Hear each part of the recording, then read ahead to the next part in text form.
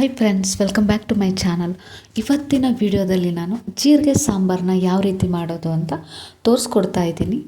ಈ ಜೀರಿಗೆ ಸಾಂಬಾರಂತೂ ತುಂಬಾ ಟೇಸ್ಟಿಯಾಗಿರುತ್ತೆ. ಮನೇಲಿ ಏನು ತರಕಾರಿ ಇಲ್ಲ, ಏನು ಸಾಂಬಾರು ಮಾಡೋದು ಅಂತ ಚಿಂತೆನ ಅಂಥ ಟೈಮಲ್ಲಿ ಇಂಥ ಸಾಂಬಾರು ಮಾಡಿ ನೋಡಿ, ತುಂಬಾ ಟೇಸ್ಟಿಯಾಗಿರುತ್ತೆ. ವಿಡಿಯೋನ ಸ್ಟಾರ್ಟ್ ಮಾಡೋಕ್ಕೂ ಮೊದಲು ಯಾರೆಲ್ಲ ನನ್ನ ಚಾನಲ್ನ ಸಬ್ಸ್ಕ್ರೈಬ್ ಮಾಡದೆ ವೀಡಿಯೋಸ್ ನೋಡ್ತಿದ್ರೆ, ನಿಮಗೆ ವೀಡಿಯೋಸ್ ಇಷ್ಟ ಆದರೆ ಸಬ್ಸ್ಕ್ರೈಬ್ ಮಾಡ್ಕೊಳ್ಳೋದನ್ನ ಮರಿಬೇಡಿ.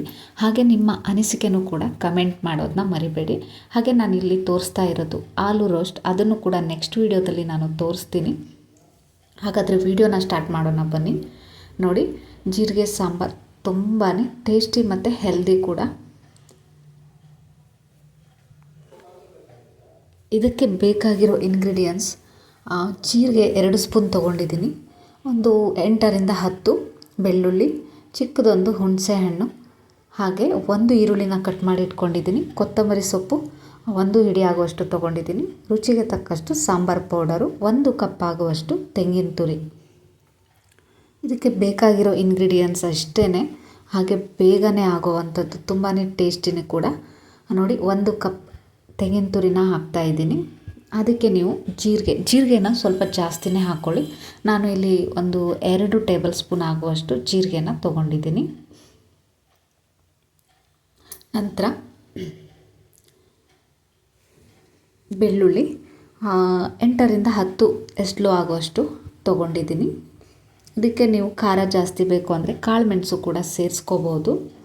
ಹಾಗೆ ಕಟ್ ಮಾಡಿಟ್ಕೊಂಡಿರುವಂತಹ ಒಂದು ದೊಡ್ಡ ಗಾತ್ರದ ಈರುಳ್ಳಿ. ಅದಾದಮೇಲೆ ಖಾರಕ್ಕೆ ತಕ್ಕ ಹಾಗೆ ಹುಳಿನ ಸೇರಿಸ್ಕೊಳ್ಳಿ, ಹುಣಸೆ ಹಣ್ಣು. ನಂತರ ಇದನ್ನು ಮಿಸ್ ಮಾಡೋಕ್ಕೆ ಹೋಗಬೇಡಿ. ಕೊತ್ತಂಬರಿ ಸೊಪ್ಪು ತುಂಬಾ ಟೇಸ್ಟ್ ಕೊಡುತ್ತೆ, ಹಾಗೆ ಸಾಂಬಾರು ಕಲರ್ ಕೂಡ ಚೆನ್ನಾಗಿ ಬರುತ್ತೆ. ನಂತರ ಸಾಂಬಾರು ಪೌಡರ್, ಹಾಗೆ ಧನಿಯಾ ಕಾಳು 1 ಟೇಬಲ್ ಸ್ಪೂನ್ ಹಾಕಿದರೆ ಸಾಕು. ಸ್ವಲ್ಪ ಅರಿಶಿನ. ಇಷ್ಟಕ್ಕೂ ನಾನು ನೀರನ್ನು ಸೇರಿಸಿ ನುಣ್ಣಿಗೆ ಗ್ರೈಂಡ್ ಮಾಡ್ಕೊತಾ ಇದ್ದೀನಿ.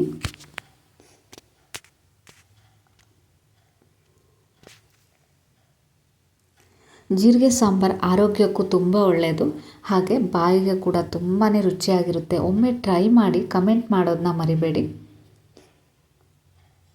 ನೋಡಿ, ನಾನು ನುಣ್ಣಿಗೆ ಗ್ರೈಂಡ್ ಮಾಡಿಟ್ಕೊಂಡಿದ್ದೀನಿ.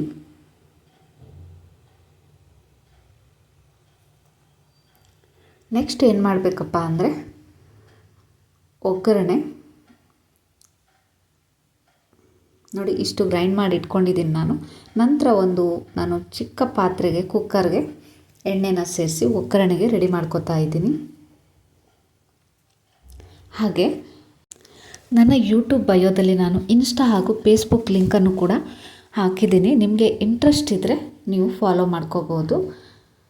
ನೋಡಿ, ಒಗ್ಗರಣೆಗೆ ನಾನು ಸಾಸಿವೆ, ಜೀರಿಗೆ, ಬೆಳ್ಳುಳ್ಳಿ ಜಜ್ಜಿ ಹಾಕಿದ್ದೀನಿ, ಒಂದು ಅರ್ಧದಷ್ಟು ಈರುಳ್ಳಿ ಕಟ್ ಮಾಡಿ ಹಾಕಿದ್ದೀನಿ, ಮೆಣಸಿನ್ಕಾಯಿನ ಒಗ್ಗರಣೆಗೆ ಹಾಕಿ ನಂತರ ಗ್ಯಾಸ್ನ ಆಫ್ ಮಾಡಿಬಿಟ್ಟು, ಜಾಸ್ತಿ ಬಿಸಿ ಇರಬಾರ್ದು ಅಂಥ ಟೈಮಲ್ಲಿ 1 ಟೇಬಲ್ ಸ್ಪೂನ್ ಸಾಂಬಾರು ಪೌಡರು, ಅದಕ್ಕೆ ಸ್ವಲ್ಪ ಅರಿಶಿನ ಹಾಕಿ ಮಿಕ್ಸ್ ಮಾಡ್ಕೊಳ್ಳಿ. ಈ ರೀತಿ ಮಾಡೋದ್ರಿಂದ ಸಾಂಬಾರಿಗೆ ಕಲರ್ ಚೆನ್ನಾಗಿ ಬರುತ್ತೆ. ಅದಕ್ಕೋಸ್ಕರ ಎಣ್ಣೆ ಬಿಸಿ ಇದ್ದಾಗ ಸಾಂಬಾರು ಪೌಡರ್ ಹಾಕೋಕ್ಕೆ ಹೋಗಬೇಡಿ, ಟೇಸ್ಟ್ ಬೇರೆ ಥರ ಬಂದುಬಿಡುತ್ತೆ. ಎಣ್ಣೆ ಸ್ವಲ್ಪ ಆರಿದ ಮೇಲೆ ಈ ರೀತಿ ಮಿಕ್ಸ್ ಮಾಡಿಕೊಂಡು ನೀವು ಗ್ರೈಂಡ್ ಮಾಡಿಟ್ಕೊಂಡಿರೋವಂತಹ ಸಾಂಬಾರು ಮಸಾಲಾನ ಇದಕ್ಕೆ ಸೇರಿಸಿ ಸ್ವಲ್ಪ 5 ನಿಮಿಷ ಆಗುವಷ್ಟು ಫ್ರೈ ಮಾಡಿಕೊಂಡು, ನಂತರ ನಿಮಗೆ ಯಾವ ಹದಕ್ಕೆ ಬೇಕು ಆ ಹದಕ್ಕೆ ನೀರನ್ನು ಸೇರಿಸ್ಕೊಳ್ಳಿ. ಇದು ಸ್ವಲ್ಪ ತೆಳ್ಳಗಿದ್ರೇ ಸಾಂಬಾರು ತುಂಬಾ ಚೆನ್ನಾಗಿರುತ್ತೆ. ನಾವಿಲ್ಲಿ ಬಿಸಿ ಮಾಡ್ತಾ ಸಾಂಬಾರು ಕಲರ್ ಚೇಂಜ್ ಬರುತ್ತೆ.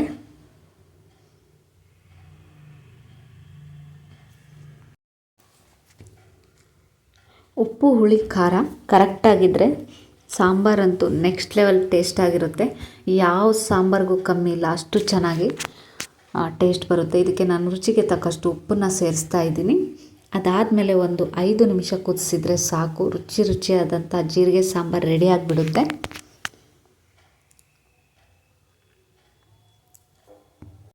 ನಾನು ಇಲ್ಲಿ ಒಂದು ದೊಡ್ಡ ಕುದಿ ಬಂದಮೇಲೆ ಆಫ್ ಮಾಡ್ಕೊತಾ ಇದ್ದೀನಿ.